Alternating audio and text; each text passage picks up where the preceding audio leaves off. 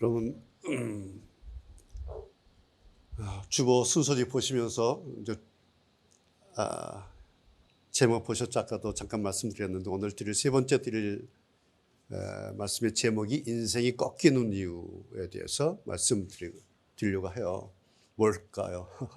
그다음 여러분 순서지 오른쪽을 보시면은 지난주 말씀하고 이렇게 좀 대비를 시켜서 이렇게 지금 제가 오늘 말씀을 준비를 했어요. 지난주에 오른쪽에 있는 사사기 1장 눈으로 보기였다면 오늘은 사사기를 역사서로 보기.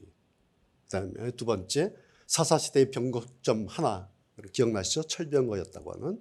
오늘은 안정감의 변곡점, 안정감이 깨어지는 변곡점이 뭘까에 대해서 말씀을 드리게 될 것이고요. 세 번째, 지난주 제목이었던 신앙이 어려운 이유였다면 오늘은 인생이 꺾이는 이유에 대해서 좀 말씀을 드리려고 합니다. 네 번째, 지난주 신앙의 오답 노트 말씀드렸죠. 오늘은 반대로 신앙의 감사 노트에 대해서 말씀을 드릴 것이고요. 다섯 번째, 철병을 어떻게 극복할 것인가. 철병과 극복하기 대신에 오늘은 가난 극복하기. 비슷비슷하죠? 마지막 결론. 지난주 헬레니즘에서 헤브라이즘으로라고 했다면 오늘은 복임에서 길갈로 이렇게 돼 있어요. 그래서 지난주하고 오늘 말씀하고 약간 대비가 되면서 비슷하면서 그리고 복습하는 그런 내용이 될 것입니다. 자, 오늘 제목이 인생이 꺾이는 이유인데 일단 결론 한 가지부터 말씀을 드리고 시작을 하겠습니다. 여러분, 우리가 살면서 나름 이게 인생이 꺾이는 듯한 느낌 경험해 보셨죠? 그렇죠? 좀 얼마나 많아요. 추락하고 꺾이는 듯한 경험 많이 하셨을 겁니다. 저도 그렇고요. 인생이 우리가 꺾이는 이유가 유일하게 어떤 거 하나 때문이 아니죠. 그렇죠? 여러 가지 이유 때문에 그래요. 때로는 몸, 질병 때문에 꺾이기도 하고 돈 문제 때문에 꺾이기도 하고 아니면 갑작스럽게 사고를 당해서 꺾이기도 하고 혹은 가족 중에 누가 또 사고를 당하면 또 꺾이기도 하고요. 혹은 사업 때문에 꺾이기도 하고 또 사람들과의 관계 때문에 꺾이기도 하고 우리 인생이 꺾이는 이유가 얼마나 많습니까? 다양하고 복잡하고 참 많아요. 오늘 그 말씀을 다 드리려고 한 게 아니라 코로나 시대에 오늘 우리가 읽은 이 사사기를 통해서 발견할 수 있는, 찾을 수 있는 것 하나를 제가 말씀을 드리려고 합니다.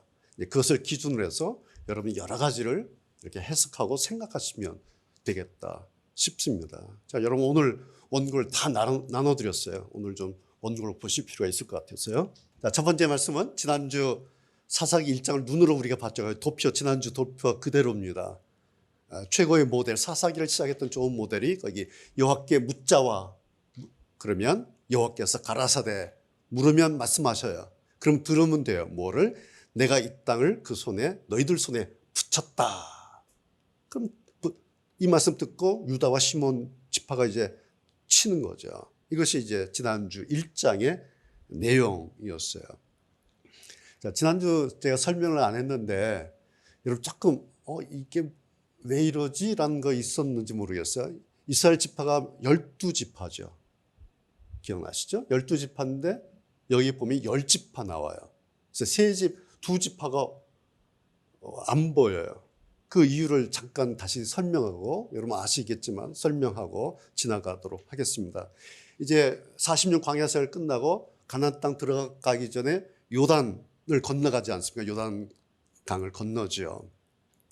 건너서 이제 가나안 땅에 도착해서 가나안 땅을 지파별 12지파가 다 배분을 해요. 이제 각자 지역에서 이제 정착하기 위해서 배분을 합니다. 그때 세 지파, 르우벤 지파, 갓 지파, 므낫세 지파의 절반이 우리는 그냥 여기서 살래요. 우리는 요단 동쪽, 요르단, 지금으로 말하면 요르단 건너 서쪽은 이제 이스라엘이에요. 가나안 땅이에요. 세 지파가 우리가 보니까 요르단 이 땅도 괜찮은데 우리는 그냥 여기서 살겠습니다 라고 얘기를 해요. 그러니까 그래 라고 이제 헤어져요. 그래서 10지파는 가나안 땅에 들어가고 세 지파는 요단 쪽에 남아요. 그래서 이제 땅 분배하면서 지내다가 오늘 보니까 가나안 쪽에서 이렇게 요단강을 건너 보니까 언덕에 큰 제단을 쌓는 거예요. 이 사람들이 덜컹한 거예요. 왜 그렇겠어요? 자, 저 사람들이 이방 요르단에 있는 이방 신들 제단을 쌓는구나. 우리가 저것 때문에 망했는데. 그래서 막 저것들 이제 전쟁이 나게 됩니다. 근데 나중에 이제 중간 생략하고요. 서로 오해를 풀어요. 그게 아니라 우리가 하나님께 예배드리기 위해서 제사드리기 위해서 한 하나님을 위한 단이다 라고 이야기를 합니다. 그것이 여러분 기억납니까? 엣이라고 하는 지역의 단이에요. 엣 제단. 그래서 거기서 화해를 하고 다시 돌아가서 이제 나뉘어져서 삽니다.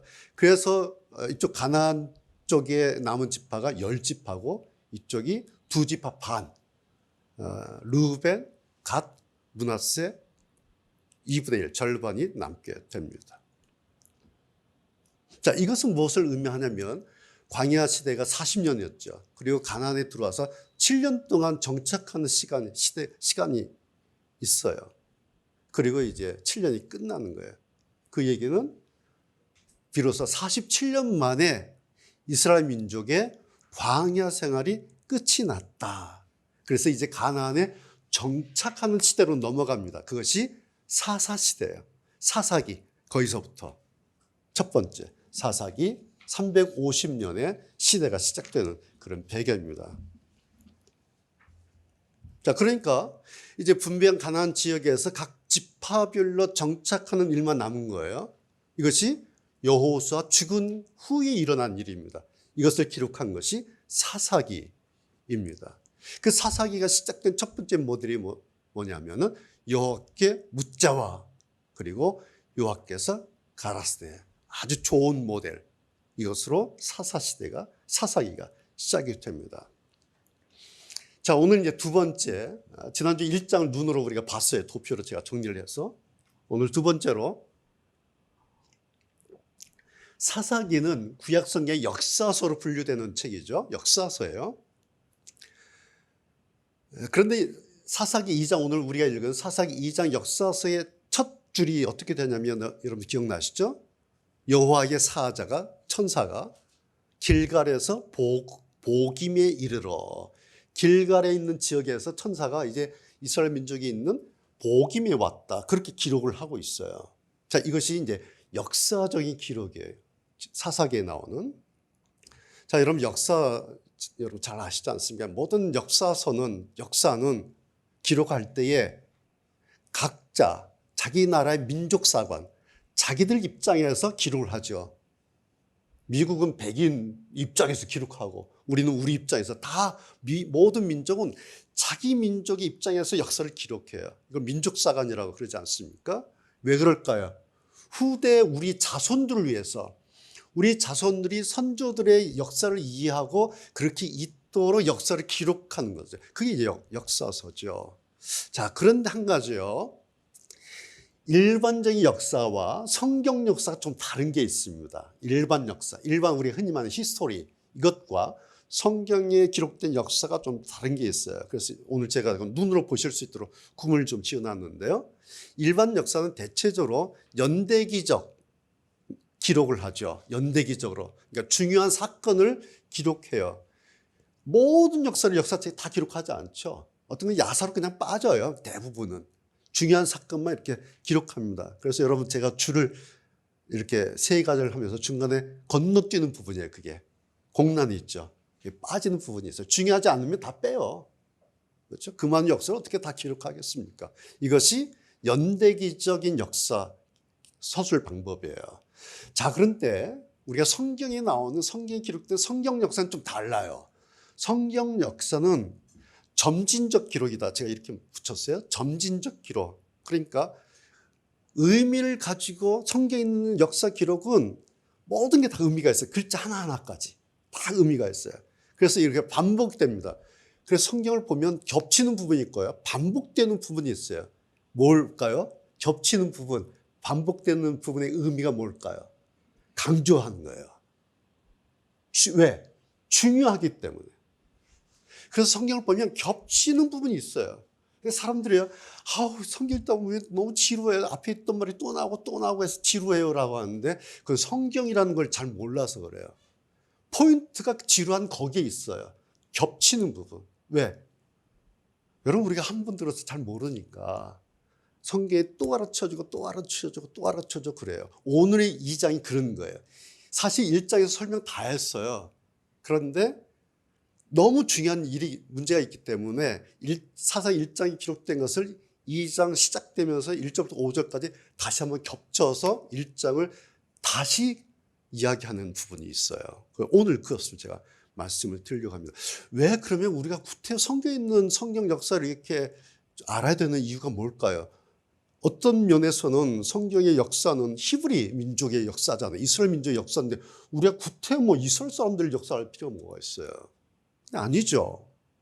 성경의 역사는 단지 이스라엘 민족만의 역사가 아니라 영적 이스라엘, 영적인 이스라엘 자손이라고 하는 하나님의 백성을 위한 역사, 우리 그리스도인들, 구원받은 그리스도인들을 위한 역사다라는 의미에서 우리가 성경의 역사를 다시 보는 이유가 되는 것이죠. 자, 그 부분을 제가 좀 설명을 할게요. 오늘 아까 길갈에서 복임에 이르러 2장 1절이 이렇게 시작했잖아요. 이게 무슨 의미인가 이제 설명을 좀 하면은 여러분 이해가 금방 될 겁니다. 자, 여러분 길갈이라고 하는 거 기억나시죠? 길갈은 이제 요단에서 마지막 가나안 넘어가 이제 요단강 건너가잖아요. 그렇죠? 요단강 건너갈 때에 길갈에 요단강에서 돌을 줍죠. 지파마다 하나씩 주워서. 그래서 요단 가나안 가서 어디에 세우냐면 길갈의 곳에 세우죠. 기념비로 세워. 기억나시죠? 그래서 흔히 이것을 우리가 길갈의 12돌이다. 그리고 요단강 두 군데에 세워요. 요단강 가운데 기념비로 하나 세우고 그다음에 길갈에 가서 각 지파에 12개를 세웁니다. 왜요? 후손들에게 알려주기 위해서. 이것이 길갈의 12돌. 뭘 알려주는 겁니까? 하나님의 은혜로 우리가 요단강을 건넜다. 너희들 하나님 잘 믿어야 돼. 하나님이 아니었으면 우리는 가나안에 못 왔어. 그걸 후세에 알려주기 위해서 길갈이라고 하는 곳에 세운 겁니다. 그러니까 길갈이라고 하는 것은 이제 요단이라고 하는 것은 요단에서 가나안 들어가기 직전을 생각하게 하는 그런 상징적인 돌이죠. 자, 복임이라고 하는 것은 어디예요? 이제 이스라엘 가나안 땅에 온 곳이에요. 정착한 곳이에요. 이스라엘 사람들로 말하면 뭡니까? 자기들의 40년 꿈이 실현된 곳이에요. 그런 의미예요. 길갈이 12돌 요단강 건너갈 때 제일 중요했던 것이 뭡니까? 제사장들이 먼저 언약궤를 몰고 들어갔죠. 이스라엘 백성들이 그걸 본 거예요. 제사장들이 언약궤를 메고 요단강 들어갈 것을 모든 백성들이 요단 쪽에서 본 겁니다. 그리고 그걸 보면서 하나님께서 우리를 저렇게 인도하시는구나. 저 하나님 우리가 붙들어야 된다. 이것이 제사장의 언약궤 개념이에요. 그런데 이 사람들이 이제 가나안 땅에 와서 정착하면서 뭘 합니까? 지난주에 기억나시죠? 가나안 사람들 쫓아내지 못하고 그들의 문화를 받아들이고 그들의 신을 받아들이고 섞여버리는 가나안 사람들하고 조약을 맺어버리는 이방인들하고 그 땅의 상징적인 것이 복임입니다.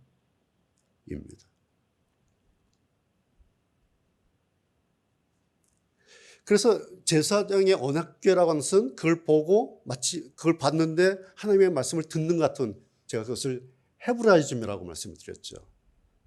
근데 이방신의 제단이라는 건 뭐예요? 그냥 보는 거예요. 마치 헬레니즘처럼. 길갈과 복임에 이제 그런 의미가 있다는 것이죠. 자, 여러분, 사사기 시작이 여호와께 묻자와 이렇게 시작됐죠.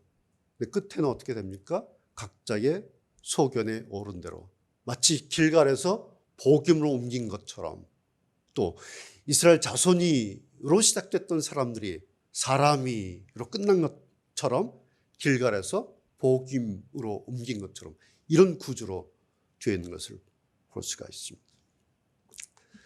자, 그런데 길갈에서 복임이라고 하는 이 의미가 뭐냐니까 이런 일들이 가나안 땅에 들어와서 이제 지파별로 땅을 배분하죠.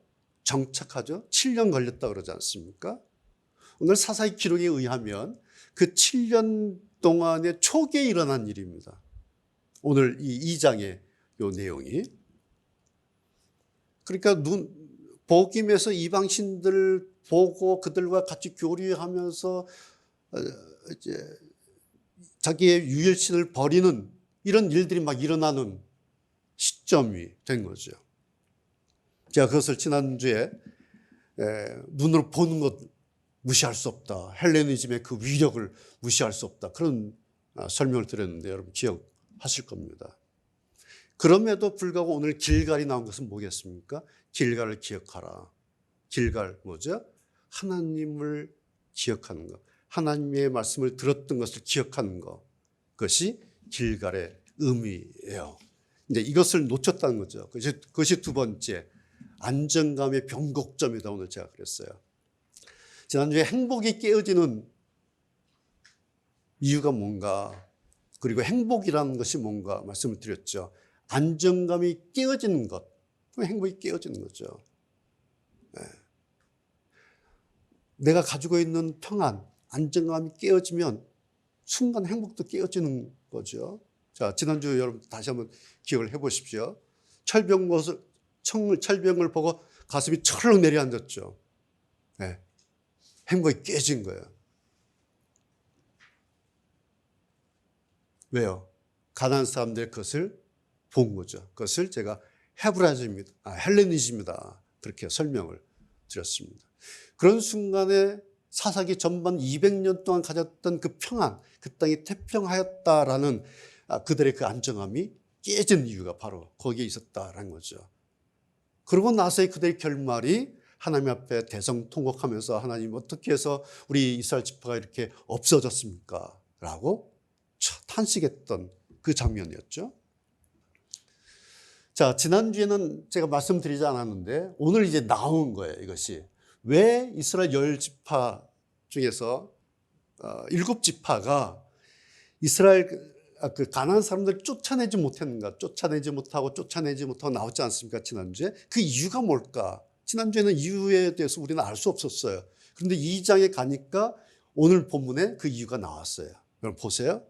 뭐예요? 3절에 내가 여호와 내가 그들을 너희 앞에서 쫓아내지 아니하리니.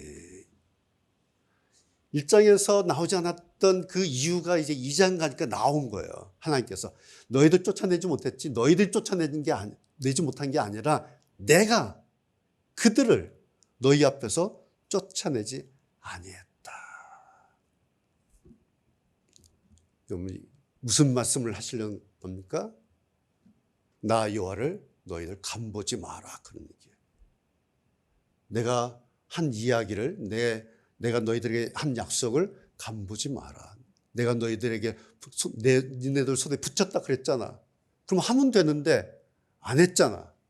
그래서 내가 쫓아내지 못하게 한 거야. 내 말을 간보지 마라. 그런 의미입니다. 그러시면서 이 하나님의 이 메시지를 확인케 하는 이중장치를 또 말씀하여요. 무서운 말씀이에요. 그들은 가난에 있는 너희들 쫓아내지 못한 그들은 너희 옆구리에 가시가 될 것이다. 계속해서 그들이 찔러댈 것이다. 그리고 그들이 너희의 올무가 될 것이다. 가난의 신들, 너희들이 같이 예배하고 같이 제사 지내는 그 가난한 신들이 너희들의 발목을 잡을 것이다. 무슨 얘기겠습니까? 이것 때문에 너희들 최악의 상황에 빠지게 될 것이다. 그런 얘기를 하는 거예요. 자, 여러분, 이 말씀은 물론 사사시대에 일어났던 사사기에 기록된 내용이에요. 오늘 말씀이.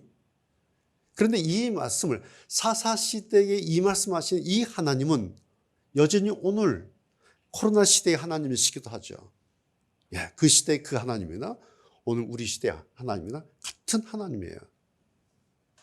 결론은 이거예요. 그래서 이 하나님을 우리가 주목해야 돼요.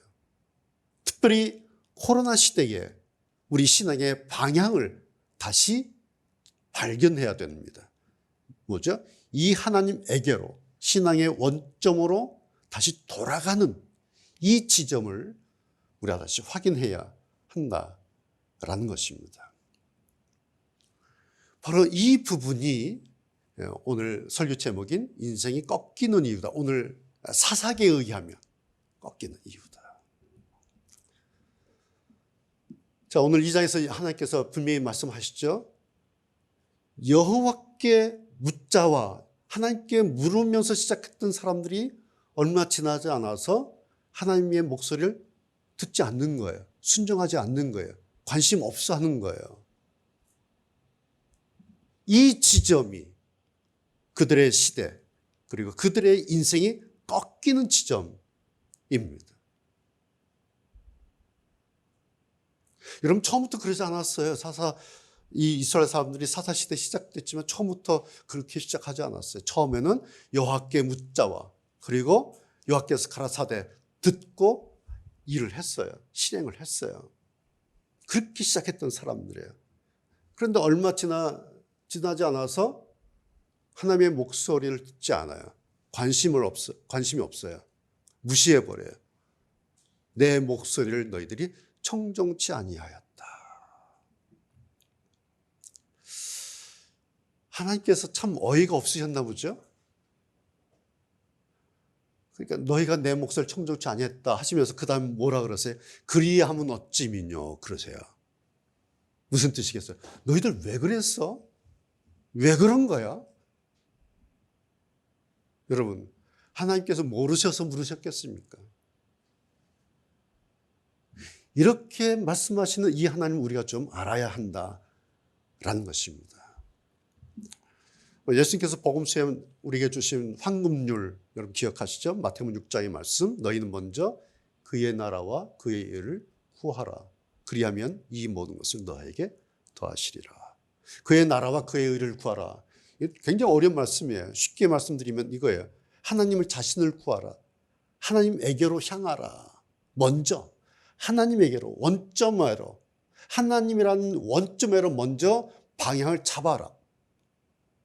그러고 시작해라.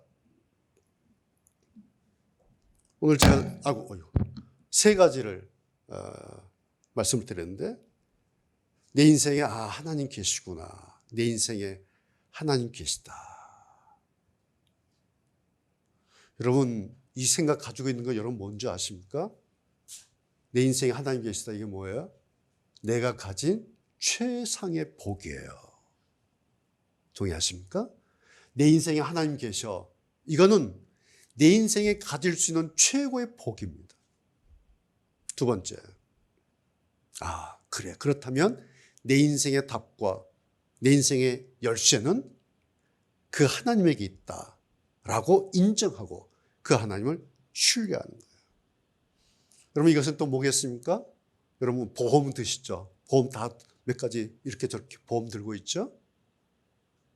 이게 그 보험이에요. 최고의 보험. 내 인생의 열쇠, 내 인생의 답은 하나님에게 있다라고 인정하는 것은 최고의 보험을 두는 거예요. 이게 믿음이에요.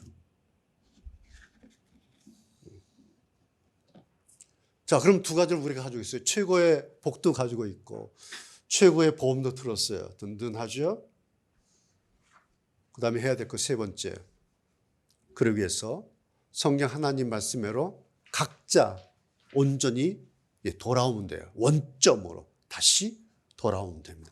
이것이 코로나 시대의 첫 번째 우리가 할 일입니다. 자, 여기 제가 원고에 하나님 말씀대로 온전히 돌아와야 한다. 각자 돌아와야 한다. 이거 뭐하고 대비되는 말씀이냐 하면 교회에 묻어가기 말씀드렸죠. 이제 교회에 묻어가지 않고 각자가 하나님 말씀대로 돌아와야 되는 그런 시대다라는 말씀입니다. 여러분 사사시대가 바로 여기에서 꺾였잖아요. 내 목소리를 청종치 아니하였다. 이것이 사사시대의 변곡점이에요. 저는 이 말씀을 지금 코로나 시대에 주시는 하나님의 음성이다. 오늘 우리가 들어야 될 이 코로나 시대에 우리가 들어야 될 하나님의 음성이다. 여러분, 코로나가 터지면서 한국 교회가 막 무차별적으로 이렇게 막 난타당하고 있지 않습니까? 막 타겟이 돼버린 거예요, 교회가. 그렇지 않습니까? 근데 한번 생각해 보세요. 오늘 우리도 이렇게 모였지만 교회만 사람들이 모입니까, 지금? 그렇지 않잖아요. 카페, 음식점 가보세요. 우리는 여기 와서 지금 마스크 쓰고 얘기 안 하잖아요. 우리가 음식점 가면 어떻게 합니까? 마스크 벗고 이야기하잖아요. 카페 가면은. 그것이 훨씬 많아요. 그래서 뭐 다른 데서 또 터지기도 하는데 유독 뉴스 들어가면 교회가 난탈 당하고 있어요. 물론 교회가 잘못하는 원일증한 일도 있죠. 그럼에도 불구하고 한 가지 우리가 생각할 것이 있어요. 왜 이렇게 교회들이 난타를 당하고 있는가? 저게 왜 그랬지? 저 교회 왜 그랬지? 가 아니라 오늘 교회된 우리들을 한번 돌아볼 필요가 있다는 겁니다. 교회된 나를. 다른 사람의 이야기가 아니라 하나님께서 뭔가 나에게 뭔가를 말씀하시려고 하는 건가 이게? 영적인 민감성을 한번 가질 필요가 있습니다. 그러기 위해서 제가 지난주에도 말씀드렸는데 아이소게시스, 첨가 해석하는 거, 하나님 말씀에 MSG 막 뿌려대는 거, 사람의 이야기를 막 섞는 거, 이거 걷어내야 됩니다. 이제는 오롯이 하나님 말씀에 귀를 기울여야 돼요. 그러기 위해서 제가 주석을 해서 여러분에게 말씀을 전합니다. 그렇게 되어서 나온 그 말씀을 우리가 신뢰를 해야 된다. 그 말씀에 의한 신뢰감을 가져야 된다. 지난주 그 말씀 드렸죠. 왜 그럴까요? 이제는 정말 분별력이 필요한 시대, 분별력이 중요한 시대, 그리고 분별력을 막 가동해야 될 시대가 들어섰다는 거예요. 예전에는 그냥 교회에 묻어 있으면 돼요. 그런데 이제는 그런 시대 끝났다고 제가 말씀드리죠. 이제는 각자 분별력을 가동해야 될 시대. 이것이 무엇인지, 이것이 어떤 일인지, 어떻게 해야 되는지 각자 예민한 말씀의 분별력을 가지고 이 시대를 바라봐야 될 그런 시점에 있습니다. 이런 듣고 싶은 말씀 조심해야 된다 말씀드렸죠. 우리는 단지 들어야 할 사람들이에요. 이것이 헤브라이즘이에요. 하나님께서 말씀하신 거 들어야 할 사람들이에요. 하나님 이런 얘기 좀 들려주세요라고 요구할 수 있는 사람들이 아니에요.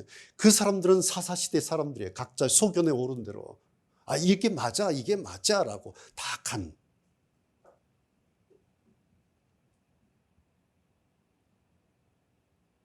이제 정말 분별력이 가동되어야 돼요.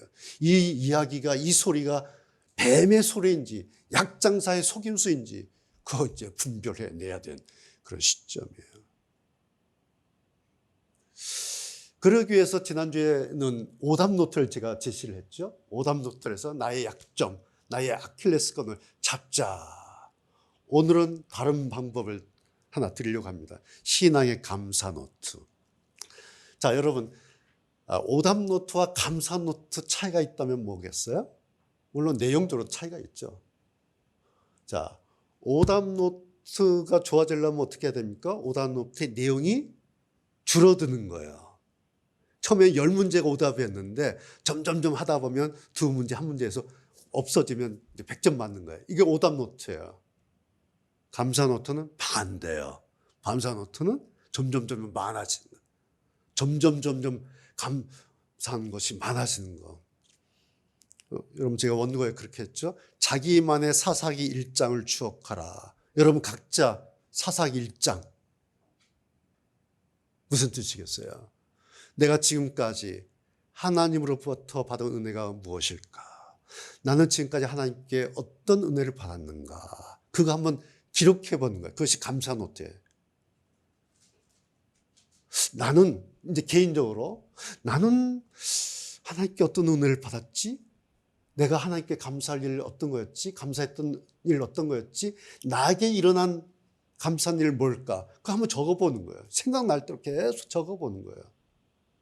그 다음에 두 번째 챕터에 가서는 내 가족과 관련돼서 감사할 일 또 어떤 것일까? 적어보면 많겠죠. 뭐 여러 가지 얼마나 많겠어요. 막 바닥까지 딱딱 긁어서 적어보는 거예요. 그러면 막 페이지가 넘어갈 겁니다. 또 뭐 내 직장에서 감사할 일 혹은 내 일터에서 감사할 일. 감사 노트 적기 전에는 직장 하면 힘들고 고단하고 뭐랄까요, 좀 싫은 건 많겠죠. 그런데 감사 노트 써보면요, 야, 내가 이 직장에 취직을 했구나, 내가 이 사업을 하게 됐구나, 내가 이것을 얻었구나, 내가 이 직장에서 이 월급 받아서 이렇게 살았고, 내가 이런 일을 했고, 이렇게 적다 보면요 많아질 수가 있어요. 네 번째, 만약에 누군가에게 간증 하라 그러면, 여기 나와서 간증 한번 해보세요 집사님. 그러면 나는 어떤 간증하게 될 것인가? 만약에 하나의 간증하라면 자기의 간증을 한번 써보는 거예요. 나는 만약에 내가 간증하게 될 기회가 있으면 이거 간증해야지. 여러분 뭘까요 그게? 그런 걸 막 써보는 거예요. 몇 페이지 될까요? 써보면 페이지가 계속 넘어갈 겁니다. 이걸 안 쓰면은 왜 이러지만 돼요. 그래서 이걸 써봐야 돼요. 감사 노트를 여러분 가지시길 바랍니다. 이렇게 하는 것이 가난 극복하는 방법이야. 지난주에 철병과 극복하기 했죠. 오늘은 이제 가난을 극복하는 거예요. 가난이 와서 문제가 발생했잖아요. 세 가지. 뭐예요? 첫 번째, 하나님께서 이 땅 거민 가난한 사람들하고 언약을 세우지 말라 그랬는데 너희들 왜 그랬어? 그 얘기죠. 뭡니까? 가난한 사람들하고 언약을 세웠다는 얘기는 뭐예요? 하나님과의 언약을 파기했다는 얘기예요. 하나님과의 언약을 밀어버렸다는 얘기입니다. 무슨 뜻이겠어요? 가난을 잡고 하나님은 놔버렸다는 얘기예요. 왜요? 이 좋아 보이거든요. 이 사람하고 살면 좋아 보이거든요. 이 사람하고 손잡으면 발 뻗을 것 같은 거예요. 그러면서 하나님을 비웃어버린 거예요. 아이 뭐 하나님 뭐. 그리고 하나님 쪽을 접었어요. 그것이 이 말씀이에요. 이 땅 거민과 언약을 세우지 말라. 두 번째, 그들의 단을 헐라하였거늘. 이 사람들이 가나안 사람들하고 이방의 단을 세웠어요. 그걸 헐으라 그랬는데 안 헐고 그냥 세우고 가지고 있는 거예요. 같이 한 거예요. 뭐겠어요? 하나님의 언약궤 있었죠. 길갈에 언약궤 있었죠. 이거 그냥 저 구석에 방치해버린 거예요. 하나님의 언약궤는 방치해버리고 자기들 앞에 이방인의 단을 세운 거예요. 그거 헐라 그랬는데 그냥 가지고 있는 거예요. 이게 사사시대입니다. 여러분, 하나님의 언약궤를 방치했다고 하는 것은 그냥 하나님의 언약궤를 구석에 처박았다는 얘기가 아니에요. 뭘까요? 그들 마음에 하나님에 대한 간절함이 없어져 버렸어요. 근데 정확하게 말씀드리면 없어진 게 아니라 하나님에 대한 간절함을 버려버렸어요. 그냥 적극적으로. 왜? 하나님하고 일 다 봤다는 거예요. 이제 광야 이제 끝났다는 얘기예요. 이제 여기서 발 뻗고 살 거라. 이 사람들하고 손잡고 이제 살면 돼. 이제 하나님 필요 없어요. 그런 의미예요. 이게. 이 장면을 지금 하나님께서 보고 계시는 겁니다. 세 번째, 당연히 그러면서 그들이 했던 얘기가 한 일이 뭘까요? 너희가 내 목소리를 청종치 않았다. 자, 사사기 시작할 때 이게 1장 뭐였어요? 여호와께서 가라사대 하나님의 말씀 듣고 했잖아요. 그 말씀을 잊어버렸어요. 하나님에 대한 신뢰감을 버렸어요. 자기들 판단으로, 자기들 의지로 적극적으로 하나님에 대한 신뢰감 그냥 날려버렸어요. 그리고 하나님을 외면해버린 거죠. 이것이 각자 자기들 소견대로 그런 뜻입니다. 그래서 이 내용을 보고 이제 역공을 해야 돼요. 역전을 시켜야 될 부분이 바로 이 부분이에요. 가난 극복하는 방법. 그래서 제가 길갈에서 복임에 이르러 했던 말씀을 역으로 복임에서 길갈로 이렇게 한 겁니다. 마치 지난주에 헬레니즘에서 헤브라이즘으로 했던 것처럼 이제 복임에서 길갈로 이렇게 된 거예요.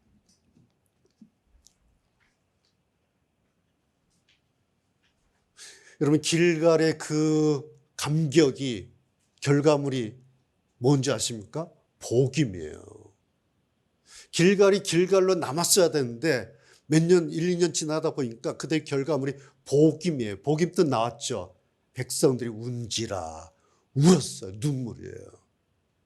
이 눈물이 무슨 눈물일까요? 회개의 눈물 아니에요. 징계를 받았잖아요. 그래서 탄식하고 후회하는 눈물이에요.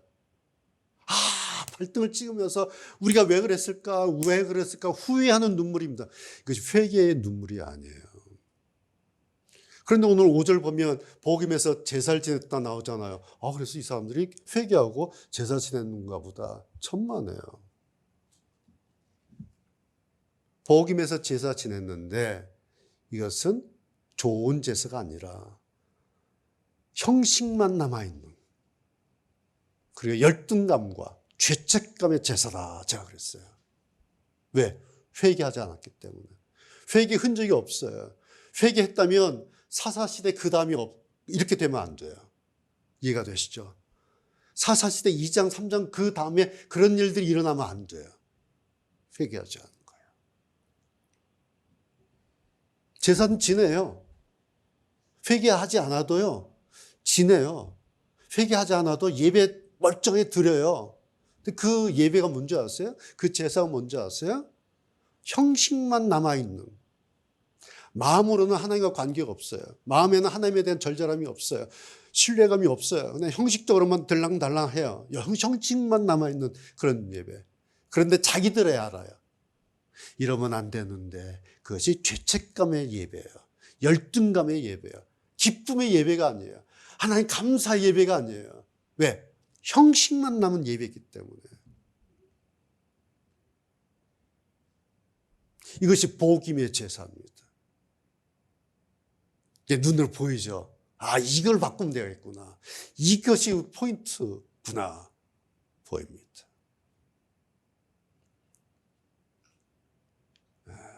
코로나 시대 직후의 시대잖아요.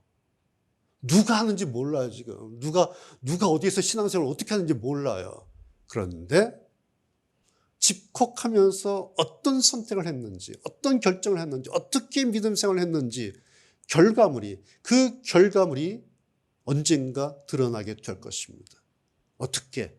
길갈의 12돌 같이 감격으로 남게 될지, 아니면 복임의 운지라 이렇게 남게 될지. 이제 그 시즌에 들어섰습니다, 우리가 지금. 여러분, 이거 기억하셔야 돼요. 코로나 시대에 우리가 이 시즌에 들어선 겁니다. 이제 1년, 2년, 3년, 몇 년 될지 모르겠어요. 이제 이 시대가 좀 지난 다음에 각자의 결과물이 나와요. 길갈로 나올지, 복음으로 나올지. 이것이 포스트 코로나 시대입니다. 그 전에는 묻혔어요. 보이지 않아요. 왜? 교회에 있었기 때문에. 그래서 이 사람이 길갈인지 복임인지 눈에 안 나타납니다. 왜? 목사인데, 장로인데, 권사인데, 집사인데. 그런데 이제는 그런 시대 끝났어요. 이미 그 시즌에 우리가 들어섰습니다. 그래서 방법을 찾는 거예요. 자, 사사기의 길갈 무엇일까? 마지막 정리해요. 사사기의 길갈은 세 가지 이겁니다. 여호와께 묻자와 이거예요. 여호와께 묻자와.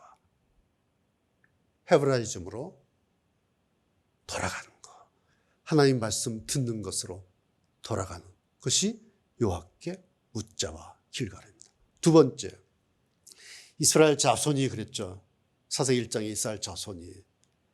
기억나시죠? 자기의 정체성을 회복해야 된다. 내가 누구인지를 알아야 된다. 택하신 족속이고 왕 같은 제사장이고 거룩한 나라고 하나님의 백성이다. 내가 그런 존재구나. 그래서 나는 끝까지 이스라엘 자손이로 남아야 된다는 얘기예요. 나중에 복임이는 뭐예요? 사람이에요. 이렇게 남은. 끝까지 길갈로 이스라엘 자손이로 남아야 된다는 거죠. 그것을 확인해 주는, 봐야 될 그 증거가 길갈의 12돌이다라는 거예요. 지금 이들은 복임에 있어요. 복임에서 기억할 것은 뭐예요? 우리에게 길갈의 12돌 있었지. 뭐죠? 원점이에요, 이것이. 가나안에 입성한 원점이 길갈의 12돌이에요. 우리가 어떻게 40년 광야를 지나서 가나안 땅에 들어왔는지, 하나님께서 우리에게 만나를 먹이시고 광야에서 물을 먹이시고 메추라기와 만나와 떡을 먹이신 그 하나님, 40년을 걸어왔는데 발도 부르치지 않고 옷 한 벌 헤어지지 않고 이렇게 우리를 인도하신 그 하나님, 그 원점이에요. 그 하나님을 기록하는 거예요. 그것이 감사 노트입니다. 오늘 2장 1절에도 그러죠. 하나님께서 그들을 어떻게 하셨는지 동사로 그렇게 말씀하시잖아요. 너희로 내가 애굽에서 나오게 했어. 출애굽 나오게 했잖아. 두 번째. 그 다음에 40년 광야를 내가 불기둥 기둥으로 인도했고, 그리고 결국 너희 열적에 맹세한 약속한 이 땅까지 내가 이끌어왔잖아. 나오게 하고 인도했고 이끌어왔다. 그래서 도착한 곳이 길갈의 12돌이에요. 그래서 다시 기억하면서 그래요. 나에게는, 우리에게는 이 역사가 있었지. 이 일들이 있었지. 이 하나님 계셨지. 라고 기억하는 거. 마지막 회복의 방안 결론은 지난주 말씀 그대로예요. 코로나 시대에 가져야 할 신앙의 태도 3가지. 하나님에 대한 집중력 다시 우리가 가지고, 하나님을 향한 간절함 다시 우리가 회복하고, 하나님 말씀이 이 성경에 대해서 그래, 이 말씀대로 살아야지. 이 말씀대로 살아야지. 이 말씀이 나에게 생명이지. 이 성경 하나님 말씀에 대한 신뢰감을 가지고 오롯이 이 하나님 말씀 앞에 우리가 서 있는 것. 이것이 코로나 시대에 들어선 오늘 우리들이 가져야 될 우리 신앙의 자세다. 지난주와 같이 오늘 똑같은 말씀 강조하면서 오늘 결론을 냅니다. 기도하시겠습니다.